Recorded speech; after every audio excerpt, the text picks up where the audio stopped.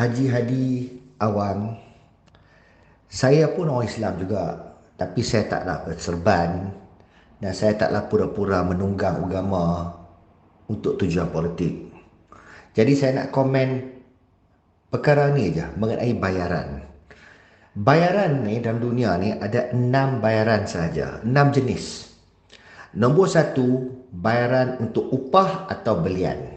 Upah termasuk gaji, termasuk beli-beli barang, itu bayaran. Kita bayar dan kita tukar untuk perkhidmatan ataupun barang yang dibeli per orang.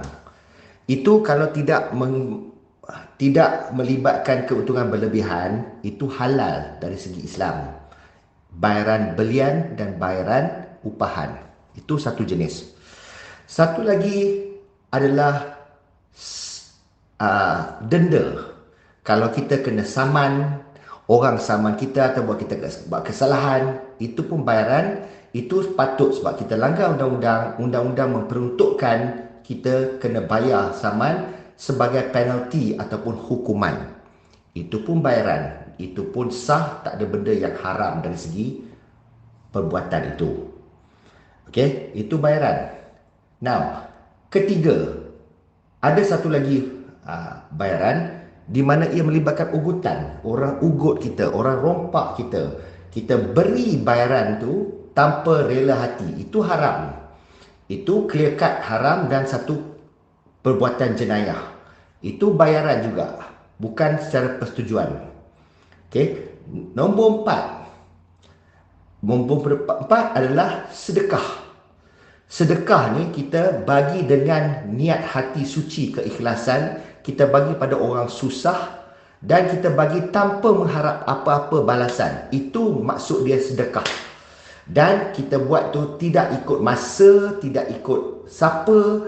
Kita tengok siapa yang memerlukan pada bila-bila masa yang diperlukan. Itu maksud dia sedekah. Now, lagi satu pula pembayaran ni. Pembayaran ni adalah pembayaran rasuah. Rasuah ni pula, dia dibayar dengan persetujuan daripada orang seorang lagi tu untuk melakukan sesuatu ataupun memberi sesuatu. Tetapi rasuah ni dia melibatkan pihak ketiga. Pihak ketiga yang tertipu. Jadi, bila kita membayar wang, kita namakan sedekah, kita bayar kepada pengundi-pengundi di musim pilihan raya, supaya pengundi-pengundi itu sepatutnya dia mengundi pilihan mereka, dia pilih kepada sesiapa yang membayar dia duit tu. Maknanya orang tu beli undi dia.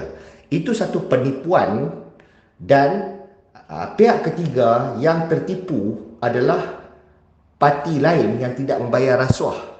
Dan orang yang ambil duit tu pun, dia pun ambil duit yang haram sebab dia sekarang ni menjual hak untuk mengundi dia kepada orang yang memberi dia wang. Itu satu perbuatan yang keji. Dan itu pun orang panggil sedekah. Orang macam Haji Adi panggil betul sedekah. Jadi sebenarnya itu haram. Haram seharam-haramnya. Bukan saja yang memberi itu haram, orang yang mendapat tu pun dapat duit haram. Dan itu tidak boleh dinamakan sedekah. Itu sebenarnya rasuah. Sebab ada harapan balasan. Kalau sedekah sebenar-benarnya, dia tak tunggu waktu pilihan raya baru nak bagi. Dia tak tunggu pada orang-orang yang boleh memilih PAS. Bolehkah bagi sedekah, kata ni sedekah untuk you berjalan dan travel untuk mengundi dan undi sesiapa saja you nak. Kalau boleh undi pihak lawan. Berani kau macam tu. Kalau macam tu, itu bukan rasuah. Kalau dia kata, undilah Pakatan Harapan ataupun Barisan Nasional ataupun pihak lawan. Jangan undi PAS. Bagi duit macam tu. Tak apa. Tapi banyak video-video saya dah tengok pun, orang sampai kena berbaiat untuk mengundi PAS. Lepas tu dapat duit. Jadi sekarang ni, nak temberang banyak pakai agama, suka hatilah. Tapi sekarang ni undang-undang clear, MECC ada, SPR ada. Jadi sekarang ni benda ni tengah disiasat. Jadi kalau sedekah Haji Hadi ni ada talian, ada ikatan. Jadi ia bukanlah sedekah yang seikhlas-ikhlasnya, itu sedekah rasuah. Itu rasuah dan akan adalah rentetan peristiwa yang akan disusuli. Dan jangan terkejut kalau ada arrest, ada penahanan, ada pendakwaan dan ada penjara lepas ni. Assalamualaikum.